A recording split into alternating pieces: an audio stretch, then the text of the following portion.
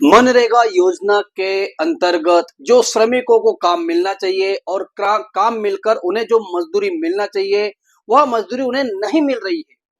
उनके साथ अन्याय हो रहा है, उनके साथ अत्याचार हो रहा है। इस प्रकार का कहना है कांग्रेस पार्टी का। और कांग्रेस पार्टी ने सीधा प्रहार, सीधा निशाना भारतीय जनता पार्टी के ऊपर साधा है। यहां पर कांग्रेस सेवा दल के राष्ट्रीय अध्यक्ष लालजी भाई देसाई खुद यहां पर पहुंचते हैं। गरबाड़ा पूर्व विधायक चंद्रिकाबेन बारिया एवं साथ ही साथ दाहोद जिला पूर्व सांसद डॉक्टर प्रभाबेन ताबियाड़ और कई नेतागण पहुंचते हैं। और यह सब जो कि दाहोद जिला अध्यक्ष हर्षद भाई नीनामा की अध्यक्षता में यहाँ पर आवेदन पत्र दिया जा रहा है। तो किस प्रकार का आवेदन पत्र है और क्या क्या बातें यहाँ पर दाहोद जिला कलेक्टर साहब के सामने इन्होंने की, आइए हम दिखाते हैं इस पूरी रिपोर्ट में। कहीं जाइएगा नहीं, अभी हम जो दिखा रहे हैं इस समय आपको, यह सेकंड पार्ट है, इसके बाद भी एक पार्ट आने वाला। तो इस खबर को पहले आप पूरी तरह सुनिए कि क्या क्या बात हुई है और किस प्रकार का यह आवेदन पत्र सौंपा गया है। લેટ્સ સી કે ભાઈ બાકીના પણ કોઈ કામો એની સાથે વેલ્ડીના કામો અને ચેક ડેમોના કામો પછી કેટલ શેડના કામો પણ સાથે ચાલે તો તલાટી સાહેબ એમને લગભગ ભાઈને કહેતા હતા કે 5-6 હજાર काहे कि हमारे यहाँ पानी नल है, पानी नल आ गया, पानी नहीं आया और वो जो घर वेरा है ना उसकी पावती में पानी वेरा पानी मेरा चढ़ी बिल्कुल हम बता पानी वेरा आ गया सर, पानी वगैरह सफाई वगैरह सब चढ़ गया। सफाई वेरा सब चढ़ गया। તમામ તલાટી સાહેબ ગ્રામ સભા લઈને ત્યાં જ કામ માંગશે તો ત્યાં સરળતાથી કામની 5 કિલોમીટર માં અંદર માં તો મજૂરી સાહેબ દેने का તળાવ मटेरियल ઊંડા का કરવાનું કામ ચાલુ કરશો ને તો પણ ચાલે।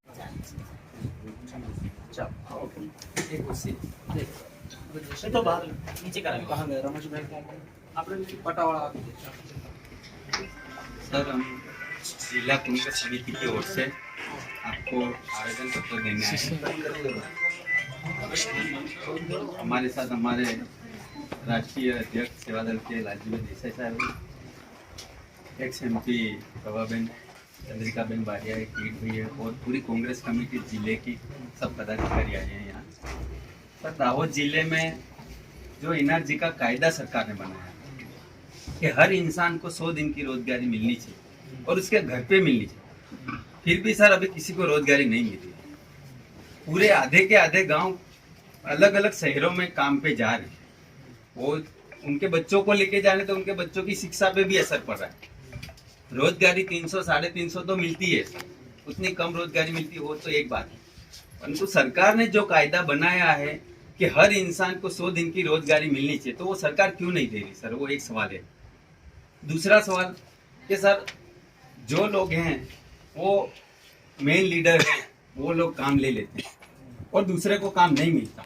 जो सामान्य इंसान है वो पैसे देते हैं, अधिकारियों को पैसे देते हैं अपना काम निकलवाने के लिए, क्योंकि ये एनआरजी की फाइल 10 टेबल पे जाती है, हर टेबल पे 500 देते हैं, 15,000 10,000 होते हैं।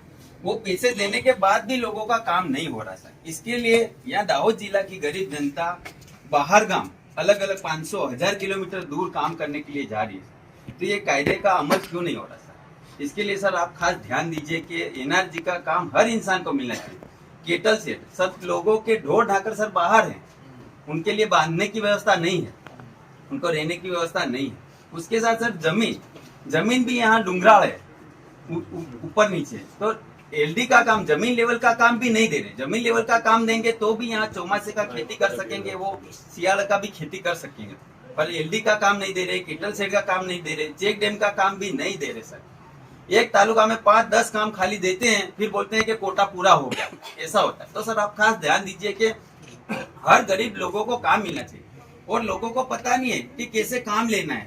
तालुका में जाए उससे अच्छा सर आप आदेश करिए कि हर ग्राम पंचायत में तलाटी को बोलिए और टीडीओ साहब को बोलिए कि वहां जाके आप काम दीजिए लोगों को, ग्राम सभा रख के दीजिए कि आपको किसको किसको काम चाहिए। तो हर ग्राम सभा में जाएंगे, हर पंचायत ऑफिस पे जाएंगे तो लोग वहां से काम ले पाएंगे सर। इसके लिए यहाँ की प्रजा, अभी आप देखो तो सर आधी प्रजा गाँव में नहीं है, गुजरात काम करी, मध्य प्रदेश वाली के ये बॉर्डर वाली, गुजरात वाली सब वहाँ महाराष्ट्र जाते हैं, पूना जाते हैं, सूरत जाते हैं, बड़ौदा जाते हैं। इसके लिए सर हम काम के लिए आए, हम बहुत सालों से सर वहाँ टीडीओ में रजूआत करी, सभी जगह रजूआत करी सर। 5 दिन में सरकार काम नहीं करेगी तो सर हम उपवास आंदोलन पे उतरेंगे, यहाँ आत्मविलोपन का भी काम करेंगे सर, क्योंकि हम थक चुके हैं। हम रजूआत कर करके थक गए।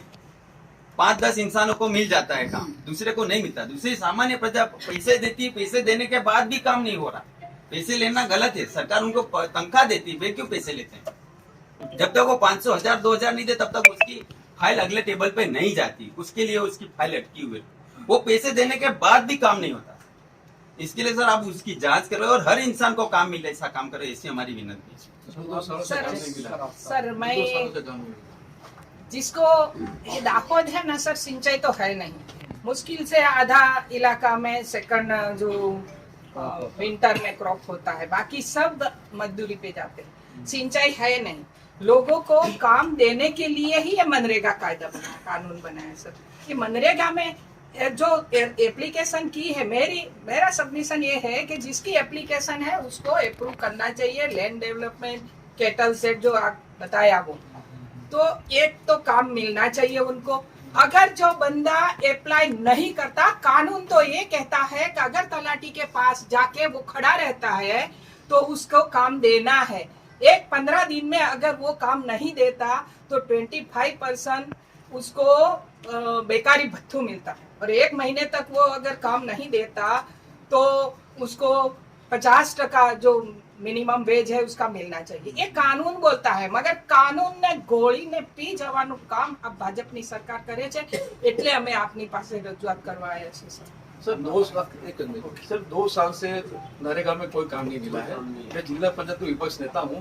अभी सामान्य सभा के अंदर नियामक डीआरडीए भी उपस्थित थे और वहाँ पर सर जोरदार रजूआत हुई। बीजेपी वालों ने भी सर उसमें सुर से सुर मुलायम मिलाया कि 2 साल से नरेगा में कोई काम नहीं मिला है। तो वहाँ पर डीडीओ साहब और नियामक डीआरडीए ने खातिर दी कि जितने भी बाकी वैवेटी मंजूरी है हम तुरंत दे देते हैं, लेकिन आज तक सर कोई वैवेटी मंजूरी देने में नहीं आई। दूसरा सर वो आरसी रोड मनरेगा में देना की बात कर रहे हैं सर। इसमें तो सर रोजगारी मिलनी चाहिए सर, जैसे चेक डैम है, कुआं है, तालाब उंडा करने का काम इसमें मिलना चाहिए, कैटल सेट मिलना चाहिए। तो सर वो आरसी रोड करने की बात करिए। तो ये 2 सर हमारी मांग है। आरसीसी का मतलब क्या है? आरसीसी रास्ता एमएलए ग्रांट में होता है, संसद में होता है, एटीवीटी में होता है, ट्राइबल में होता है। वो भ्रष्टाचार करने के लिए एक कड़ी है।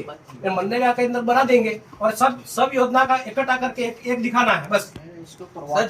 ऐसा है। सिंचाई का कुआं जो 5 साल 10 साल पहले 6.5 लाख 5.5 लाख रुपए का देते थे, अभी 2 लाख का हो गया। तो 2 लाख में कहाँ कुआं होगा सर? सामुदायिक कुआं तो 5 लाख रुपए का है अभी भी। ऐसा नहीं, एनर्जी में 2 लाख रुपए अभी बंद कर 2 दिया लाख है। बंद हुआ, अभी उसने बंद किया है। 2 लाख और 2 लाख में कहाँ से कुआं होता है? वो तो क्या है ना कि 2 लाख सहा है, बाकी का तो मतलब जनता अपने खुद के पैसे भी डाल सकती है। कहाँ से लाएंगे सर? रोजगारी नहीं देते। अभी कैसा है सर, अभी कैसा है, जो नए अधिकारी आ रहे हैं, ये अभी डीडीओ साहब है, वो बदली हो गई, दूसरा आएगा, दूसरा भी उसका घर के नियम लेके आता है, ये कुआं नहीं करने का, सीसी करने का, और दूसरा आएगा नहीं कुआं नहीं करने का, एलडी करने का है। ये हम लोग गरीब लोग की कितनी फाइल तैयार करें? मेरे पास भी करीब 100-200 फाइल करके थक गए हम फतेहपुरा से। फाइल मंजूर होती ही नहीं है। अब 5 दिन में वर्कआउट सब उड़ जाएंगे। 5 दिन के अंदर वो वेटिंग नहीं मिली तो वर्कआउट गए। 31 तारीख आएगी चला जाएगा। એક સૌથી ખુશીની વાત એ છે કે કોંગ્રેસના બધા કાર્યકર્તાઓ મજબૂતીથી વાતને મૂકી રહ્યા છે। જનતાની આ લડાઈ છે, લડવી પડશે। કલેક્ટર મહોદય, दाहोद डिस्ट्रिक्ट के 53% जो बच्चे हैं वो मालनरिश है। मतलब ये गुजरात के जो 3 डिस्ट्रिक्ट जिसमें सबसे प्रॉब्लम है मालनरिश का, ये उसमें दाहोद आता है। आप उस डिस्ट्रिक्ट के सर्वोत्तम पोस्ट पर बैठे हुए हैं। यहाँ ऐसा क्या करें कि लोग जब बच्चे मालनरिश हैं तो माँ भी मालनरिश होगी, माँ खाएगी और बच्चा भूखा रहेगा, ऐसा तो हो ही नहीं सकता है। तो पूरे गुजरात में जो वर्स्ट डिस्ट्रिक्ट जिसमें 53% બાળકો ને પૂરતું પોષણ નથી મળતું, કુપોષણનો ભોગ હોય નહીં। હું તમને મારી પાસે અમારા પાસે ડેટા છે તો એમાં ઓલરેડી मतलब હું એનજીઓ ના સર્વે પણ હું આપની પાસે મારી પાસે બીજો એક ફેક્ટ છે, કારણ કે આ મહિલાઓ માટે યોજના તો છે, પોષણ સુધા યોજના પણ શરૂ કરી છે। ટોટલ એમને આપણ માતૃશક્તિ यस कलेक्टर महोदय, પણ आप जानो छो नहीं, आप जानो छो गुजरात के गुजरात में टोटल 40% माल नरिश है। गुजरात भाई, गुजरात में 40% है, वो गुजरात में अमीर डिस्ट्रिक्ट भी आ जाते हैं। तो कुल मिलाकर जो ट्राइबल बेल्ट है वहां पे 53% तक का जो रेशियो है उसमें दाहोद का 53 है। If you want I can give you evidence with NGO surveys और जो भी डेटा है वो आप मैं ये कह रहा हूँ जिस डिस्ट्रिक्ट के आधी जनता, आधे बच्चे जो छोटी उम्र वाले वो माल न्यूट्रिशन का भोग है, दैट मीन्स के फैमिली पॉवर्टी में है, दैट मीन्स कि उस परिवार के पास पूरा खाने का नहीं है। और उसी वजह से पूरे गुजरात में, मैं सौराष्ट्र रीजन में काम करता हूं, मुझे पता है सौराष्ट्र रीजन में, उत्तर गुजरात में सबसे ज्यादा मजदूर सप्लाई कौन सा जिला करता है? दाहोद जिला। तो क्या ये जिला, यहाँ बच्चे जो पैदा होते हैं वो सिर्फ मजदूर बनने के लिए पैदा होते हैं? क्या गुजरात सरकार का ये डेवलपमेंट का मॉडल है कि एक जिला मजदूर पैदा करेगा, बाकी जिले मजा करेंगे? तो इसके खिलाफ जो है ये लोग हैं और ये बड़ा दुख का बात है। एक तो ये बात, यहाँ रोजगार की कमी है, आप भी जानते हैं। कुदरत का एक तरीके से, बारिश से, बाकी नेचुरल कारण भी होगा, पर सरकार की पॉलिसी की वजह से जो भूखमरी है, सरकार की पॉलिसी की वजह से जो यहाँ से मजदूरों को पलायन करना पड़ता है, इसको रोकना पड़ेगा। एक तरफ हम गुजरात मॉडल की बहुत ढोल बजाते हैं, तो गांधी और सरदार का गुजरात मॉडल हो तो ठीक है, जो उसमें स्वावलंबन है, ये स्वावलंबन नहीं है। तो आप दाहोद के बारे में, और यही जिला जो नकली कचेरियों की वजह से भी भोग बना है, उसके जो नकली कचेरी के जो लोग पकड़े गए थे वो सब बेल पर छूट गए हैं। कृपया विनती है कि दाहोद के सबसे पिछड़ा डिस्ट्रिक्ट होने का जो लेबल लगा है उसको हटाने के लिए आप महोदय यहाँ पर है, उसके पर कार्यवाही करें। रोजगार मांग रहे, भीख नहीं। ये मनरेगा तो अधिकार है, और ये मनरेगा में मशीन चल रहे हैं। आप जाके लिमखेड़ा में देखिए, मनरेगा मतलब मशीन बन गया है, मनरेगा में मजदूर नहीं है। तो ये जो भ्रष्टाचार चल रहा है, जब तक भ्रष्टाचार नहीं रुकेगा मजदूरों को मजदूरी नहीं मिलेगा। तो ये मजदूरी मिले, भ्रष्टाचार रुके, लोगों को अधिकार मिले। हम 5 दिन का हमारे जिला अध्यक्ष ने अल्टीमेटम दिया है। मैं खुद भी उनके साथ भूख हड़ताल पे जाना पड़े तो जाने के लिए, आने के लिए मैं तैयार हूँ। हम लोग लोगों की लड़ाई लड़ेंगे अगर सरकार जो है वो काम नहीं करेगी। ये रहा બારિયામાં તો મશીન બી નહીં ચાલે બરાબર દેવગઢ આ છે અમારો વાહન જતી है दाहोद। આ દાહોદનો વિકાસ કેટલી ગાડીઓ છે જુઓ, ઓળી પતી ગઈ આવી રીતે બસો ની અંદર પણ કેટલું ટ્રાફિક થી ભરી રહ્યા છે આ લોકો।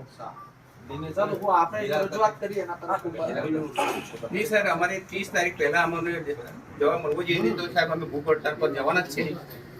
भूख हड़ताल नहीं, आपको भी ओपन करी जल से नल योजना में दाहोद में इतना भ्रष्टाचार, कितनी आवेदन पत्र दिए, कितना कागज में लिख के दिया, एक भी जगह पे जल से नल योजना का पानी आता ही नहीं है। सर ये जेसीबी से जो लोग काम करा सर बाकी लोग को ना बोले, रजूआत करवा आएगा हो है तो नहीं, एक मेथड हो है। जेसीबी से जो लोग काम कराते हैं वो जॉब कार्ड धारकों का फोटो ले लेते हैं, उसका कार्ड ले लेते हैं, उसका मोबाइल नंबर ले लेते हैं, उसका एटीएम भी ले लेते हैं, बाद में पैसा उन्हीं के खाते में आता है, ट्रांसफर कर लेते हैं। ऐसा भी हमें देखा है सर। सब जॉब कार्ड होल्डर एक ही बंदे के अकाउंट में पैसा डालते, ये भी पकड़ा है, इसके बावजूद भी कुछ काम नहीं होता सर। चलिए हम ध्यान देंगे, आपने जो भी सर आप सब वीडियो को बुला के, तो जैसा कि हमने पूरी इस खबर में देखा कि किस प्रकार का यह आवेदन था और किस प्रकार की यहां पर बातचीत हुई, मनरेगा योजना को लेकर, चेक डैम को लेकर, कुएं को लेकर और सिंचाई को लेकर, बच्चों को लेकर बहुत सारी यहां पर बातचीत हुई। और यहां पर कांग्रेस पार्टी ने सीधा सीधा आक्षेप भारतीय जनता पार्टी के ऊपर लगाया कि आज किस प्रकार का अन्याय हो रहा है। तो यह सारी खबर आपने देखी। इस खबर को देखने के बाद आप क्या कहना चाहते हैं, आपके क्या विचार है, जरूर कमेंट्स बॉक्स में लिखिए। क्योंकि हम जानते हैं कि जब एक पार्टी सत्ता में होती है तो दूसरा जो विपक्ष रहता है, तो विपक्ष का काम है जो सत्ताधारी पार्टी है उसे हमेशा कटघरे में खड़ा करना। तो यहाँ पर ऐसी बहुत सारी बातचीत हुई है, लेकिन आपने इस पूरी खबर को देखा है। देखने के बाद आप क्या सोचते हो और आपकी क्या राय है, जरूर कमेंट्स में लिखकर हमें बताइए। फिलहाल मैं आपका मित्र राजेश सिसोदिया आपसे विदा लेता हूं। जय हिंद, जय भारत, नमस्कार।